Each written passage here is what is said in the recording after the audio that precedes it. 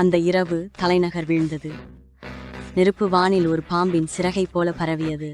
நான் தீக்குள் ஓடினேன். என் பின்னால் என் வம்சத்தின் இறக்கும் கத்தல்கள்.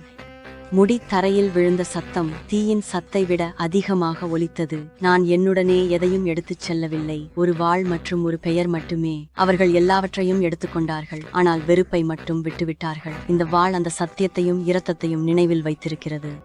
எங்க அப்பா ஒரு முறை சொன்னார், டிராகன் நெருப்பு விதியையே வளைக்கும் என்று. விதி கொடூரமாக இருந்தால் அதை சாம்பலாக எரித்து விடுவேன்.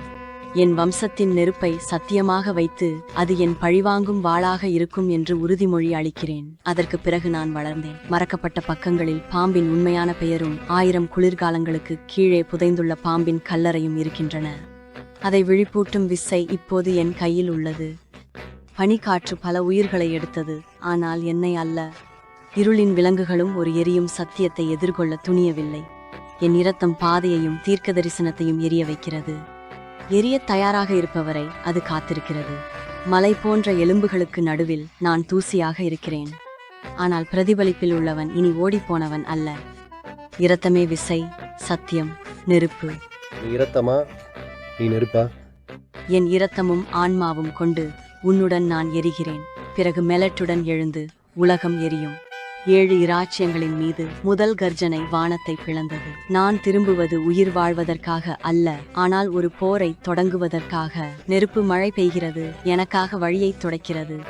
நான் ஓடியபோது அவர்கள் சிரித்தார்கள். இப்போது அது அவர்களின் முறை. நெருப்பு அழிக்கிறது, ஆம், ஆனால் அது ஒரு புதிய அரியணையையும் உருவாக்குகிறது. என் பாதங்களில் சாம்பல் தவிர எதுவும் மிச்சமில்லை. இது வெறும் தொடக்கமே. என் கடந்த காலத்தின் கொலைகாரன் இப்போது எறும்பைப் போல நடுங்குகிறான். அவன் என் தந்தையின் தலையை எடுத்தான், நான் அவனது இதயத்தை எடுப்பேன். இந்த போர் இனி மனிதர்களுக்காக அல்ல, நெருப்பு நீதியை வழங்கட்டும். நெருப்புக்கு பிறகு ஒரு ராணி வருகிறது.